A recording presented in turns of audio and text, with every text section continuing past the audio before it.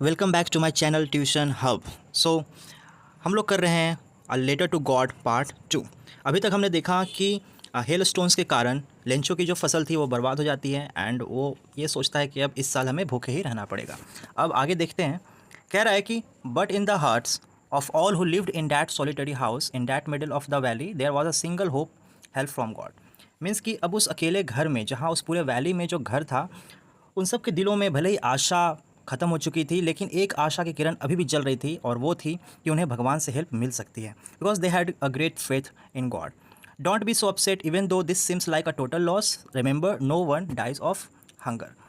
तो यहाँ पर ये बोला गया है कि अपसेट मत हो, हालांकि हमारा पूरा नुकसान हुआ है, लेकिन याद रखो कि कोई भी भूख से नहीं मरता है। तो यहाँ पर एक सेंटेंस दिया हुआ है, remember no one dies of hunger, और यही कहावत है, लोग कहते हैं कि कोई भी भूख से तो नहीं मरता। All through the night Lencho thought only of his one hope, the help of God. पूरी रात जो लेंचो है वो सिर्फ अपने उसी एक आशा की किरण जो जल रही थी, अभी भी उसे लग रहा था कि भगवान उसकी मदद करेंगे, जिनकी आंखें सब कुछ देखती हैं, क्योंकि भगवान है, और भगवान सब कुछ देख रहे हैं, और सबको इंस्ट्रक्ट कर रहे हैं, वो हर चीज़ देख रहे हैं कि किसी के दिल में क्या चल रहा है, कोई क्या सोच रहा है पर्सन, वो भगवान सब जानते हैं।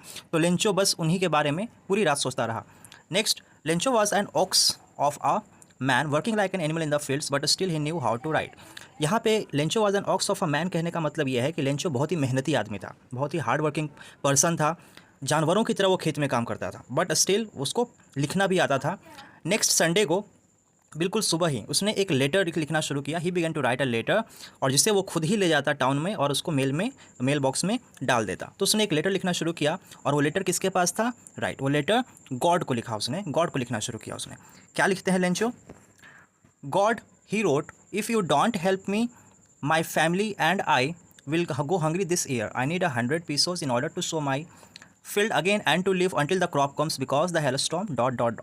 तो वो लिखते हैं कि भगवान, यदि आप मेरी मदद नहीं करोगे तो मेरी फैमिली और मुझे भूखे ही रहना पड़ेगा इस साल, और मुझे क्या चाहिए? मुझे 100 पीसोस चाहिए। आप यहाँ देख पा रहे होंगे peso, what is peso? Currency of several Latin American countries. American countries की करेंसी थी पीसोस। तो वो क्या डिमांड करते हैं लेंचो गॉड से कि मुझे 100 पीसोस चाहिए, ताकि मैं फिर से अपने फील्ड में बो सकूँ, फील्ड में फसल उगा सकूं, क्योंकि हेल स्टॉर्म ने डॉट डॉट दिया हुआ है। डैट मीन्स कि अब आगे तो भगवान तो जानते ही हैं कि क्या हुआ है, इस वजह से उसने पूरी बात नहीं लिखी, क्योंकि वो जानता था कि भगवान तो जानते ही होंगे कि क्या हुआ उसके खेत के साथ, उसके साथ। So he wrote to God on the envelope, put the letter inside and still troubled went to town. क्या कह रहा है कि उसने एनवेलप पर क्या लिखा? टू गॉड, और फिर उसने वो लेटर डाला उस एनवेलप में, और फिर वो टाउन गया, और दुखी मन से टाउन गया। पोस्ट ऑफिस पे उसने लेटर पे एक स्टैंप लगाया, और उसको मेल बॉक्स में उसने प्लेस कर दिया, डाल दिया।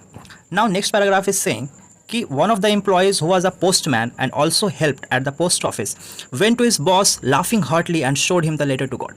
अब पोस्ट ऑफिस में एक एम्प्लॉय था जो कि पोस्टमैन था, और पोस्ट ऑफिस में भी वो और कुछ काम करता था। वो अपने बॉस के पास बिल्कुल हंसते हुए जाता है, और उसे वो लेटर दिखाता है, जो लेटर लेंचो ने प्लेस किया था मेल बॉक्स में। क्यों हंस रहा था वो? बिकॉज लेटर पे टू गॉड लिखा हुआ था और कुछ नहीं लिखा हुआ था, और अपने कैरियर में उस पोस्टमैन ने कभी उस एड्रेस पे तो एड्रेस को लिखा हुआ नहीं देखा था, ना ही उस एड्रेस पे कभी गया था। ये तो प्रैक्टिकल सी बात है।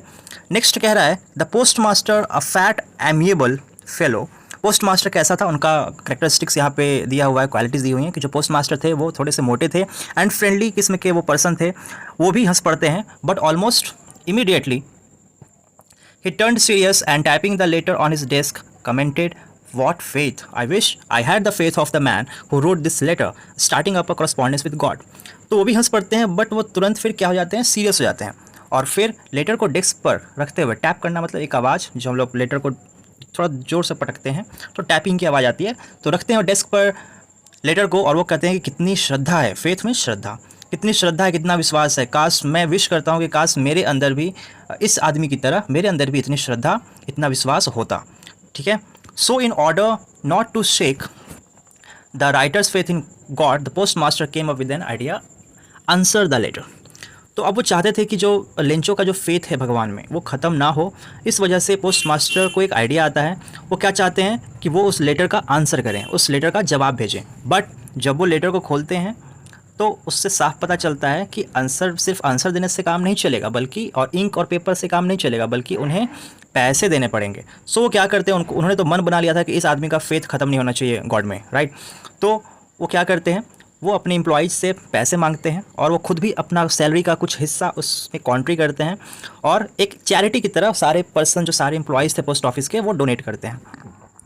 It was impossible for him to gather the 100 pesos, so he was able to send the farmer only a little more than half. He put the money in an envelope addressed to Lencho and with it a letter containing only a single word as God.